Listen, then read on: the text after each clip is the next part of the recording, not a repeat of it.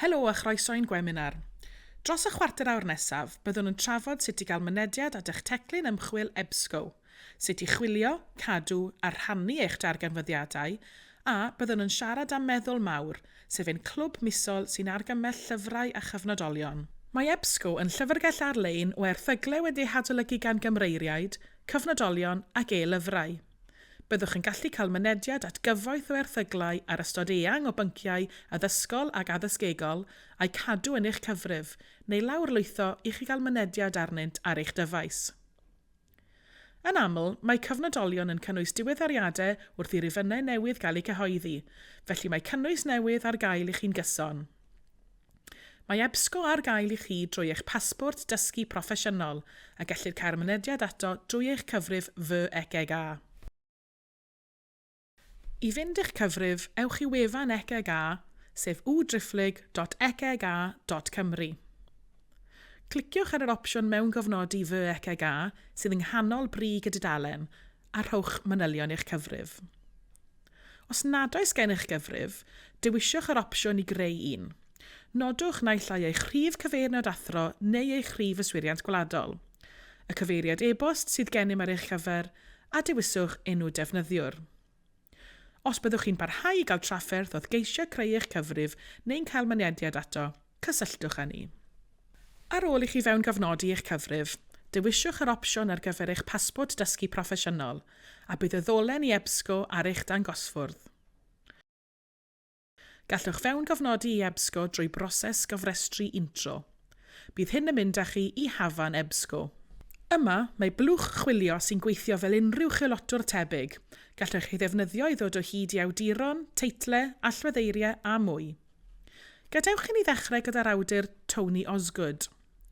Mae'r chwiliad yn dangos popeth sydd ar gael a ysgrifennwyd ganddo. Gallwch weld pa fath o eitem, y cofnod cyntaf yma yw ei e-lyfr ac mae'r 3 chofnod nesaf yn erthyglau academaidd.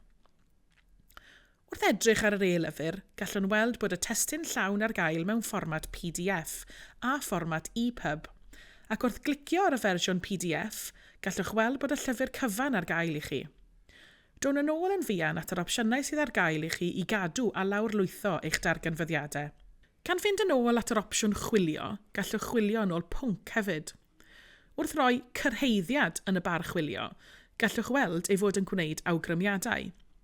Rwy'n dewis bwlch cyrheiddiad. Gallwch weld y nifer fawr o ganlyniadau ac mae gennych opsiynau i ddefnyddio meini prawf i gyfyngu, fesul dyddiad gyhoeddi, y math y gyhoeddiad, p'un bod yr eitem yn un testun llawn neu beidio, a mwy.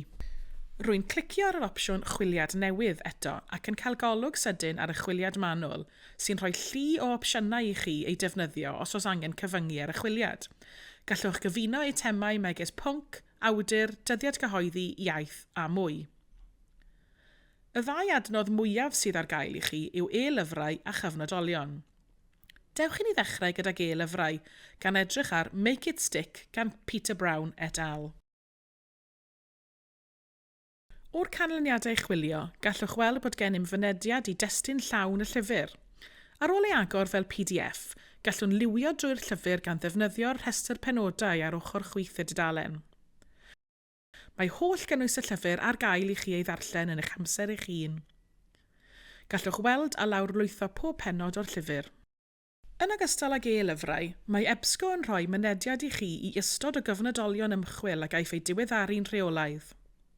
Yn gyntaf, o'r hafan, dewiswch yr opsiwn ar gyfer cyhoeddiadau.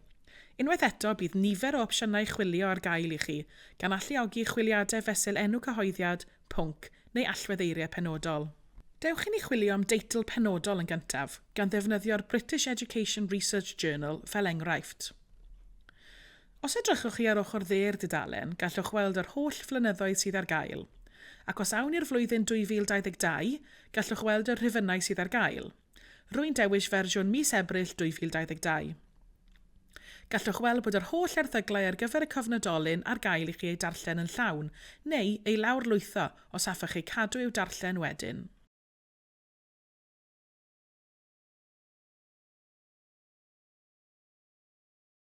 Cymerwn yr erthygl gyntaf i ddangos sut i gadw neu lawrlwytho erthygl.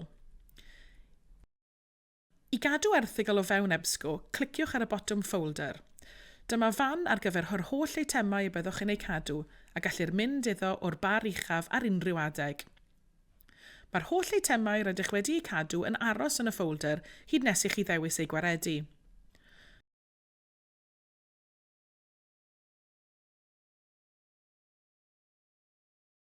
Awn yn ôl i'r erthygl wreiddiol ac efallai byddai'n well gennych gymryd copi a gallwch chi gadw'n lleol fel PDF. Cliciwch ar y saeth lawr lwytho. Bydd hyn yn eich galluogi i'w gadw ar eich dyfais leol. Yn olaf, gallwch gadw'r erthygl mewn cyfrif Google Drive.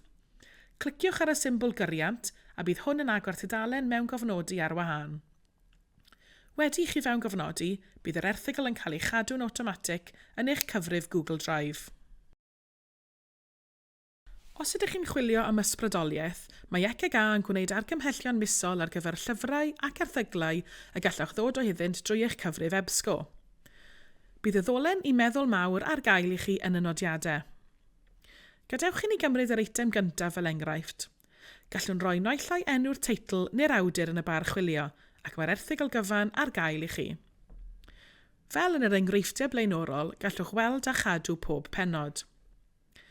Rydym bob amser yn awyddus i glywed am unrhyw lyfrau neu erthyglau cyfnodolion ar EBSCO sydd, yn eich barn chi, yn ddiddorol, yn ddifyr neu'n ddefnyddiol.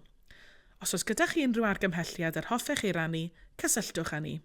Rydym wedi trafod llawer heddiw, sut i gael mynediad i'ch cyfrif, sut i chwilio a sut i arbed eich canfyddiadau. Os oes gennych unrhyw gwestiynau neu sylwadau, gallwch cysylltu â ni ar y ffôn drwy ffonio 029 2046 0099 a thrwy e-bost datblygiadproffesiynol@echg.cymru. Gobeithio bod y fideo yma wedi bod o ddefnydd i chi. Tan ysgrifiwch i sianel YouTube ECG am fwy o gynnwys gennym ar y gwasanaethau sydd ar gael i chi.